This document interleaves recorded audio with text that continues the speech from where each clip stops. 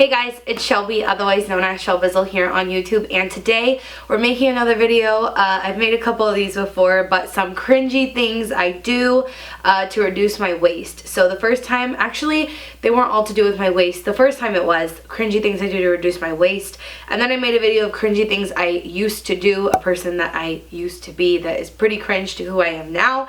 And this time, because this month is focusing on water conservation, I'm going to talk about some things that I do, and you can do too, to conserve water, that the average consumer would say is cringy. So let's go ahead and get into it. So I just mentioned my cringy things I do to reduce my waist video, and in that video I mentioned that I don't wash my hands every time I use the restroom. I tried to make it obvious that I do it when I feel that it is necessary, if I'm using a regular public restroom or something like that, but a lot of people suggested that instead of just not washing my hands, I take something that is reusable to dry my hands off with, which is very telling of what people think of the zero waste movement. Everybody focuses mostly on solid waste, and no one stopped and thought about the water that was wasted to wash my hands, the electricity that it would have been wasted to pump the water and to heat the water, the soap that would have been wasted to wash my hands, etc. A lot more goes into zero waste, you guys, in reducing your waste and overall environmental footprint than just solid waste.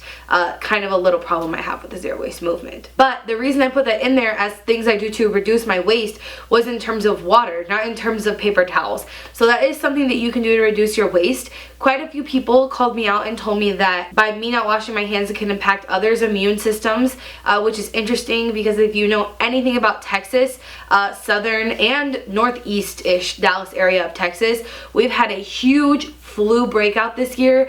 My cousin's school, as a matter of fact, got shut down. There's so many kids absent, but I haven't gotten sick. And you can tell me whatever you want, but I think that by not washing my hands in places that I feel it isn't necessary, I'm doing myself a favor. So that's one way you can reduce your water waste, just to keep that in mind. Can you imagine how people lived before we had indoor plumbing everywhere? Who can imagine?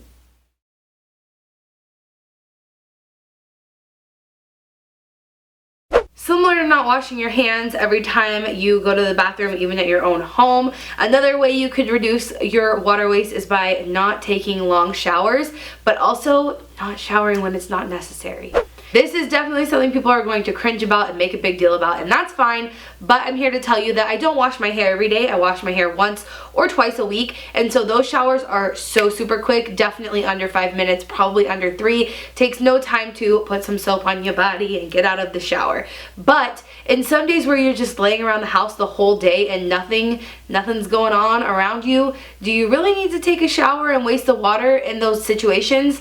I personally don't. If I'm spending an entire weekend at the house, I haven't done anything except do research or edit videos all day long, I'm not going to take a shower and waste the water doing so.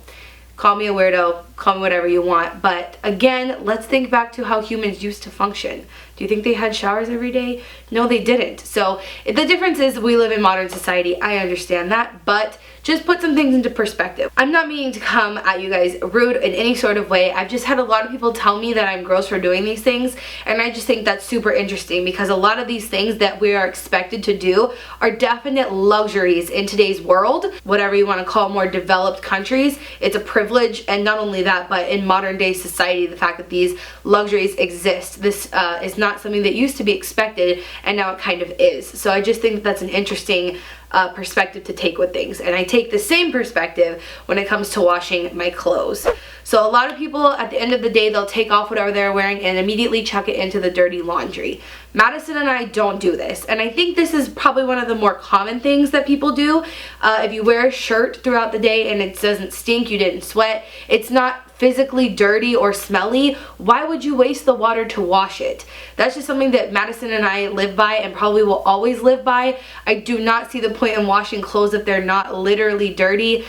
So yeah, we'll get a couple wears out of a pair of jeans or something like that, and I think that probably a lot of people do that. So if you do, thumbs up this video, show some support for the people who like to conserve water and things like that. But definitely something to take into consideration if every day when you come home you just mindlessly throw your not so dirty laundry in with your dirty laundry. Okay, this is the one that took the most work to get Madison on board, and the one that she cringes at still to this day the most. So if you guys have never heard of the saying, if it's yellow, let it mellow, if it's brown, flush it down.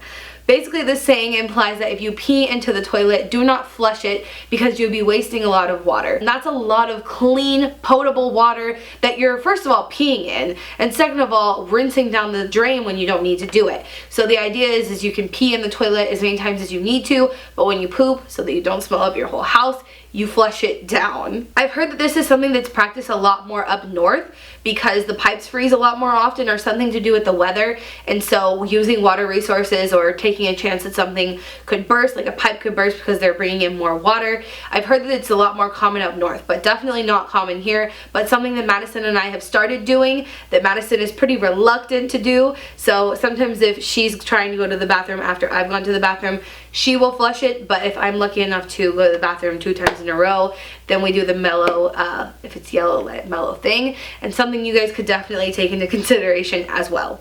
Okay guys, so that is all of the cringy things that I wanted to talk about today that I do to reduce my water consumption. I hope it was fun for you to hear, and if you cringed a lot, go ahead, leave the video a thumbs down, I understand. But also leave me a comment about why you think I should or shouldn't do these things, or if maybe it gave you a different perspective of how you might start doing things. I love hearing your feedback in videos like this, because sometimes with the lifestyle I live and the family I come from and the area I live, I feel like I'm alone in things, and it's really good to hear what you guys think about what I'm doing.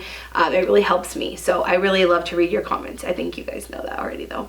So thank you so much for watching. Again, I hope you enjoyed it, and remember, until next time, create the peace.